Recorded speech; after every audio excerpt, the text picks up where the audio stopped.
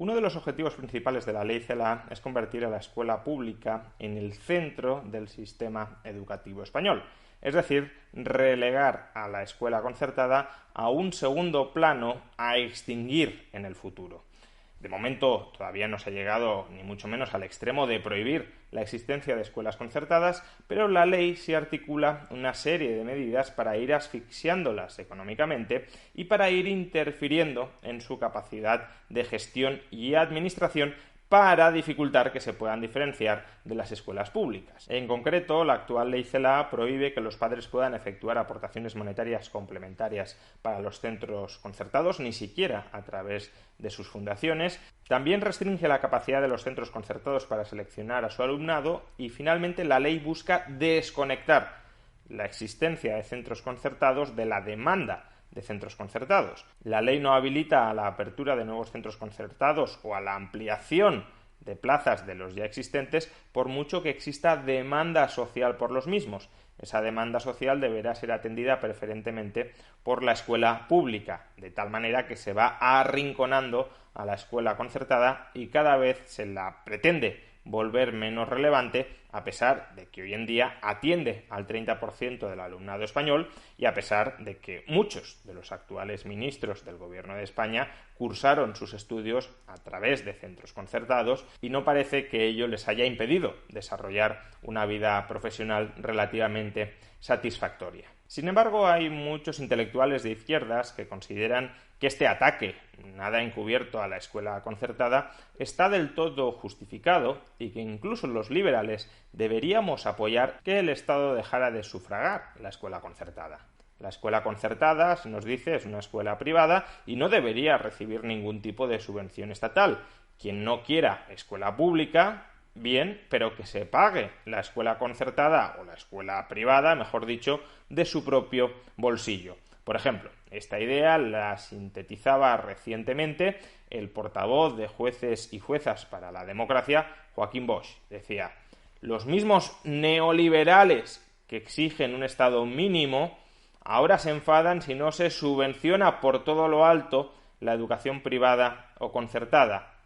Libertad de enseñanza es poder optar, pero el que no quiera la pública no puede reclamar el gratis total con el dinero de toda la sociedad. Este planteamiento, que está muy extendido en ámbitos de izquierdas, es sin embargo un planteamiento tramposo. ¿Por qué es un planteamiento tramposo? Pues porque lo que en todo caso los liberales defendemos no es que con el dinero de otras personas se me pague mi plaza en la escuela concertada, sino que el Estado no me quite mi dinero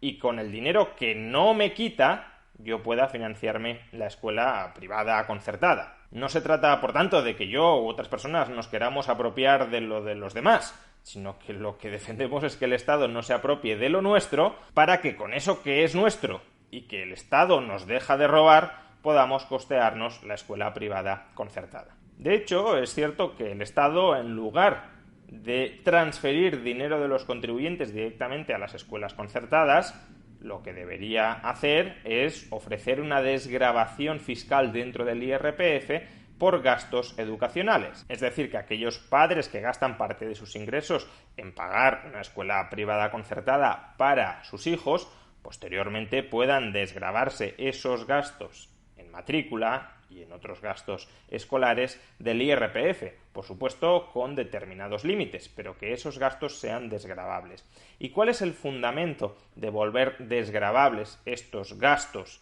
particulares, personales, privados en la escuela privada concertada? Pues el fundamento es muy sencillo. Si unos padres no llevan a sus hijos a la escuela privada o a la escuela concertada, si esos padres escogen llevar a sus hijos a la escuela pública, porque el Estado les reconoce ese derecho, el Estado va a tener que asumir un gasto para dotar la plaza que esos padres van a querer ocupar con su hijo. Y esa plaza tiene un coste económico bastante elevado. De acuerdo con Eurostat, el gasto del Estado en instituciones públicas, en escuelas públicas, el gasto del Estado por alumno en escuelas públicas ascendía en el año 2017, último dato disponible, a más de 6.600 euros por año. Es decir, que el Estado se está gastando más de 6.600 euros por año por cada alumno que acude a la escuela pública. ¿Por qué, si unos padres deciden llevar a sus hijos a la escuela concertada, a la escuela privada, y por tanto le ahorran al Estado la necesidad de gastar 6.600 euros anuales en su hijo, un dinero que el Estado puede destinar a otros fines, esos padres no pueden deducirse ese coste de sus impuestos, o al menos parte de ese coste de sus impuestos? ¿Qué sentido tiene que esos padres paguen, por ejemplo, 10.000 euros al año en IRPF y que luego el Estado, solo si llevan sus hijos a la escuela pública, les devuelva 6.600 euros en concepto de plaza gratuita, pero que tiene un coste de 6.600 euros en la escuela pública?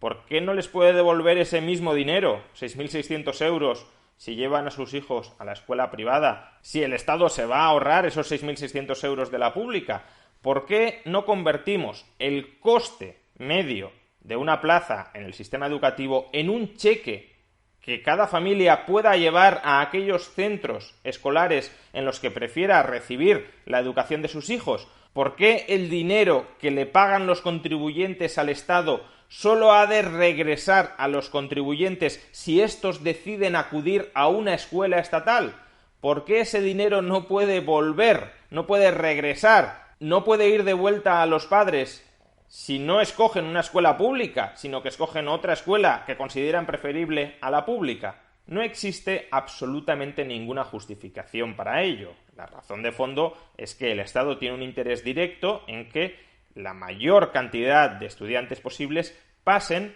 por centros controlados, planificados, administrados directamente por el Estado, para que así, desde muy jóvenes, ya sientan que el Estado se lo proporciona absolutamente todo, que el Estado es como los auténticos padres que les están cuidando, les están proporcionando educación, y que si no fuera por el Estado todo eso no existiría porque no conocen ningún otro tipo de alternativa, más allá del adoctrinamiento que desde luego se puede producir cuando el Estado controla, regula, planifica los planes de estudio que deben estudiar esos estudiantes. Pero en todo caso,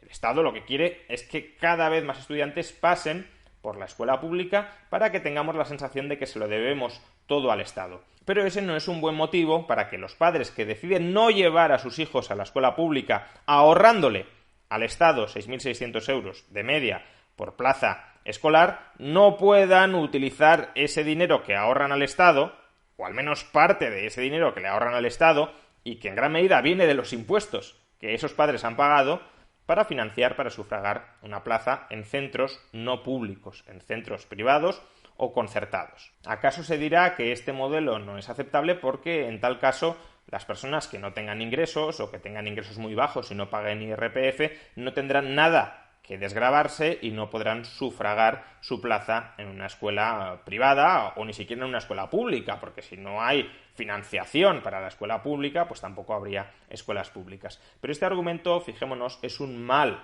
argumento. ¿Por qué es un mal argumento? Primero, porque el monto de la desgravación fiscal podría ser inferior a 6.600 euros. Imaginemos que el Estado dice: los padres se podrán desgravar 5.000 euros al año por hijo que no lleven a la escuela pública. En tal caso, los impuestos que se recauden de más por encima de esos 5.000 euros desgravables se podrían destinar a financiar las plazas en la escuela pública o en la escuela privada concertada a través de un cheque escolar para aquellas familias que no tengan ingresos. Pero es que además también démonos cuenta de que los ciudadanos pagamos impuestos todos los años, aunque únicamente utilicemos para nuestros hijos el sistema educativo durante 10, 12, 14 o 15 años. Es decir, que cuando una familia, cuando unos padres ya no tienen a sus hijos en la escuela, siguen pagando impuestos como si tuvieran los hijos en la escuela. Y esos impuestos que están pagando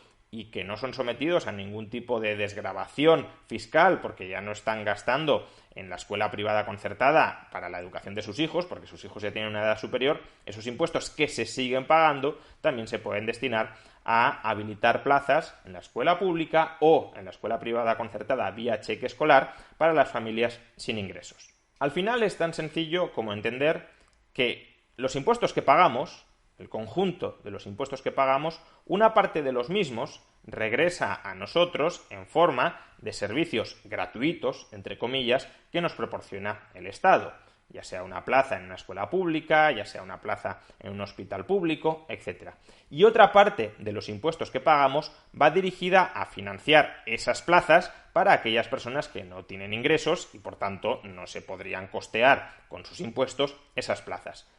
Puede tener sentido que la parte de impuestos que pagamos para proporcionar una red de asistencia general para aquellas personas sin ingresos sea una parte de impuestos que se siga manteniendo. Lo que no tiene absolutamente ningún sentido es que la parte de los impuestos que yo pago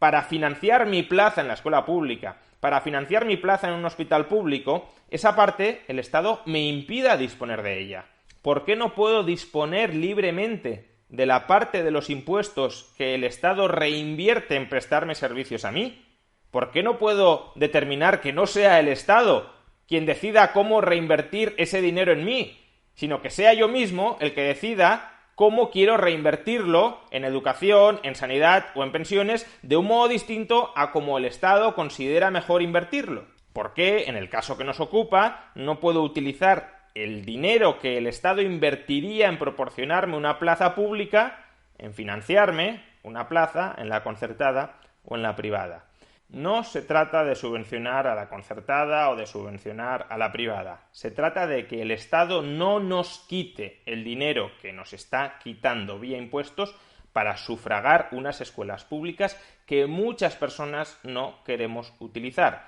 Se trata, por tanto, de que ese dinero que nos quita y que no nos debería quitar se quede en nuestro bolsillo para que en lugar de financiar la escuela pública, nosotros podamos financiar libremente la escuela privada, la escuela concertada o la escuela pública, si así lo queremos, pero que seamos cada uno de nosotros, cada contribuyente, para con sus hijos, quien determine dónde estudiarán esos hijos, que determine cómo gastar su dinero para educar a sus hijos, que no sea CELA o ninguna de las consejerías de educación autonómicas las que determine dónde tienen esos padres que gastar su dinero, el dinero de esos padres, no de los políticos, para educar a los hijos de esos padres, no a los hijos de los políticos. Ni transferencias forzosas de renta a la escuela concertada, ni transferencias forzosas de renta a la escuela pública. Libertad de elección.